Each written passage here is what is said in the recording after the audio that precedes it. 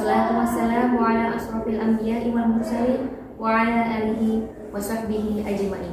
Amma ba'du. Puji dan syukur marilah kita panjatkan kepada Allah Subhanahu wa Ta'ala, karena berkat rahmat dan kasih sayangnya kita masih diberikan kesempatan untuk diberikan beribu macam nikmat, yaitu nikmat sehat, nikmat iman, nikmat Islam, juga nikmat bertemu kembali dengan bulan Ramadan yang penuh dengan berkah. Sholawat beserta salam tak lupa kita curahkan kepada Nabi besar Muhammad SAW, karena berkat jasa-jasanya mampu membawa kita dari zaman jahiliyah menuju zaman yang terang benderang seperti sekarang.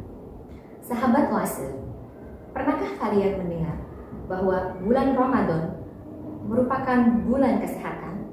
Hal-hal apa sajakah yang dapat menjadikan bulan Ramadan itu sebagai bulan kesehatan? Mari kita kupas satu persatu. Bulan Ramadan merupakan moon of training, yaitu bulan di mana untuk melatih diri kita menjadi pribadi yang lebih bertakwa. Allah Subhanahu wa Ta'ala berfirman dalam surat Al-Baqarah ayat 183 yang berbunyi, A'udzu billahi minasyaitonir rajim. Bismillahirrahmanirrahim. Ya ayyuhalladzina amanu kutiba 'alaikumussyam kama kutiba 'alal ladzina min qablikum la'allakum tattaqun. Yang artinya, wahai orang-orang yang beriman, diwajibkan atas kamu berpuasa sebagaimana orang-orang sebelum kamu, agar kamu bertakwa. Dari ayat tersebut sudah jelas perintah puasa untuk kita, bagi kita seorang muslim, adalah wajib. Sahabat Oase, adapun beberapa kegiatan, serangkaian kegiatan selama Ramadan yang ternyata luar biasa sekali banyak memberikan efek kesehatan secara jasmani dan secara rohani. Apa itu secara jasmani? Secara jasmani adalah hal-hal yang berhubungan dengan fisik dan tubuh kita, dan secara rohani adalah hal-hal yang berhubungan dengan hati dan mental kita. Sahabat Oase, kegiatan atau serangkaian kegiatan selama Ramadan yang pertama yang dapat memberikan manfaat kesehatan bagi kita adalah makan sahur. Hukum makan sahur adalah sunnah. Akan tetapi Rasulullah SAW sangat menganjurkan makan sahur. Dari hadis riwayat Anas bin Malik, Rasulullah SAW bersabda, "Tasahharu fa inna fis suhuri barakah." Bersahurlah kalian, karena di dalam makan sahur terdapat keberkahan. Hadis riwayat Bukhari dan Muslim. Lalu, apakah waktu makan sahur yang terbaik? Sabda Rasulullah yang tertuang di dalam hadis riwayat Anas bin Malik dari Zaid bin Sabit. Kami makan sahur dengan Rasulullah SAW. Kemudian kami berdiri untuk melaksanakan sholat. Lalu Anas bin Malik berkata, berapakah perkiraan waktu antara keduanya? Yaitu antara makan sahur dengan sholat fajar. Kemudian Zaid bin Sabit berkata, 50 ayat. Dari hadis tersebut, Rasulullah SAW sangat menganjurkan waktu makan sahur di akhir waktu.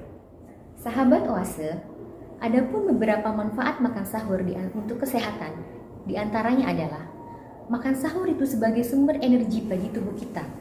Karena dengan melakukan makan sahur, kita mampu melakukan aktivitas berpuasa selama 1 hari. Lalu yang kedua, manfaat makan sahur ternyata dapat mencegah atau menekan asam lambung atau penyakit GERD. Lalu yang ketiga, manfaat makan sahur adalah dapat mencegah terjadinya dehidrasi. Kegiatan Ramadan yang kedua atau rangkaian kegiatan Ramadan yang kedua yang dapat memberikan kesehatan bagi tubuh kita tentunya adalah puasa.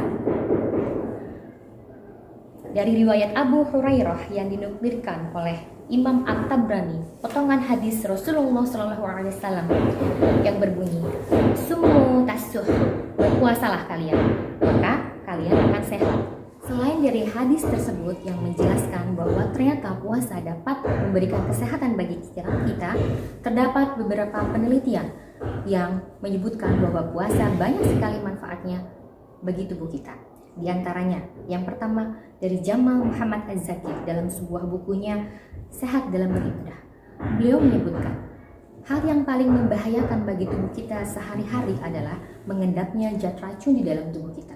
Dan menurut beliau, Masya Allah, ternyata puasa mampu mendetoks racun dari dalam tubuh kita. Lalu pernyataan yang kedua datang dari Ibnu Sina. Siapa yang tidak kenal dengan Ibnu Sina?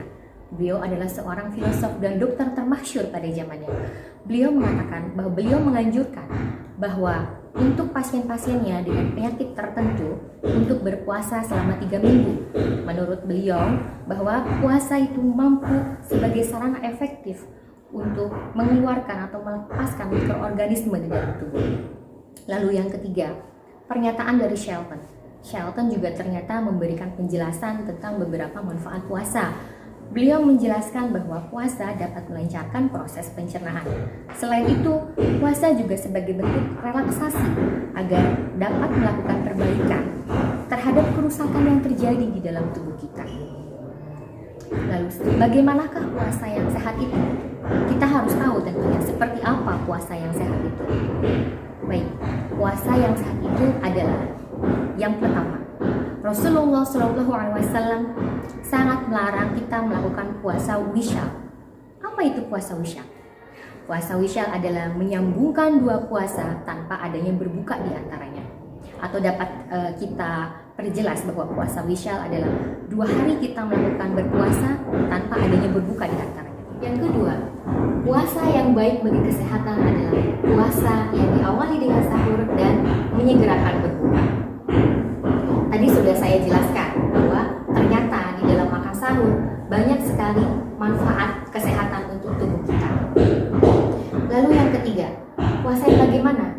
Puasa yang ketika kita berbuka atau melakukan takjil itu menggunakan kurma.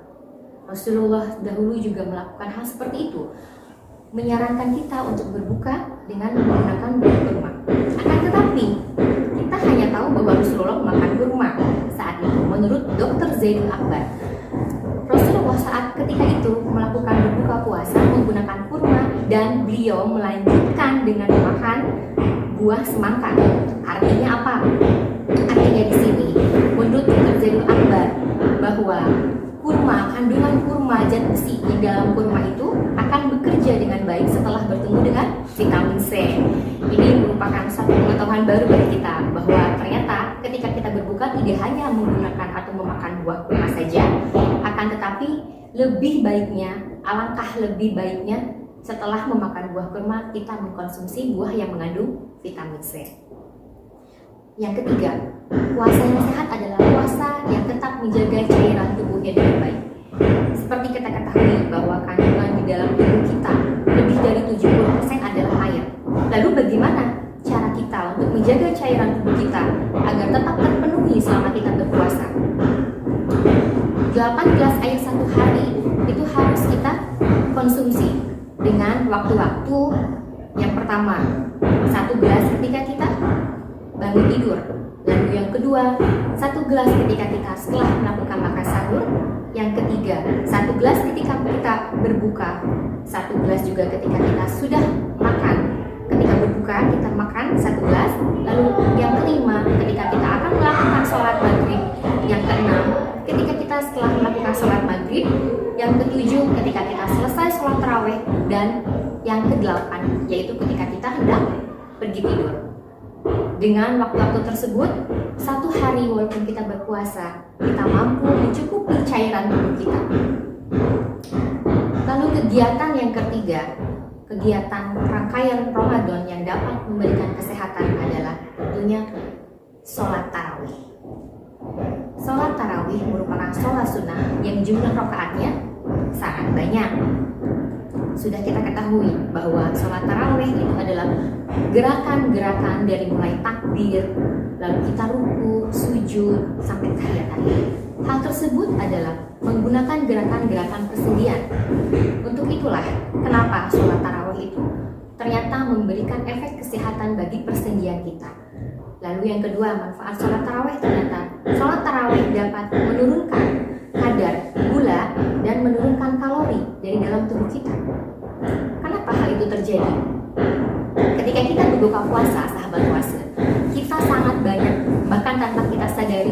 mengkonsumsi begitu banyak kadar kalori dan gula. Dengan sholat tarawih, kita melakukan gerakan-gerakan tersebut. Hal tersebut dapat menurunkan kadar gula dan kalori dari dalam tubuh kita. Lalu, manfaat dari sholat tarawih yang ketiga yaitu meningkatkan fungsi otak. Sebagaimana kita ketahui bahwa di dalam sholat tarawih terdapat posisi kita sujud, di mana kepala kita berada di bawah.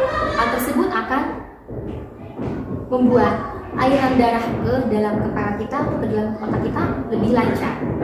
Menurut penelitian dari Harvard University bahwa sholat tarawih itu meningkatkan kesehatan jantung. Efek dari sholat tarawih ternyata sama dengan kita melakukan olahraga kardio, yaitu olahraga itu menjaga kesehatan jantung. Baik, yang keempat, manfaat atau kegiatan Ramadan yang dapat memberikan kesehatan bagi tubuh kita adalah tentunya tadarus. Menurut pendapat dari Abdul Aziz, beliau adalah salah satu pengurus besar Nahdlatul Ulama pada tahun 2002. Beliau dalam wicaranya saat itu, beliau menyatakan bahwa saat seseorang membacakan ayat suci Al-Quran yang dilantunkan dengan keras dan didengar oleh telinga kita, hal tersebut dapat membuat sel di dalam tubuh kita terstimulan dengan baik. Lalu kita merasakan ketenangan setelah melakukan atau membacakan ayat-ayat suci Al-Quran tersebut.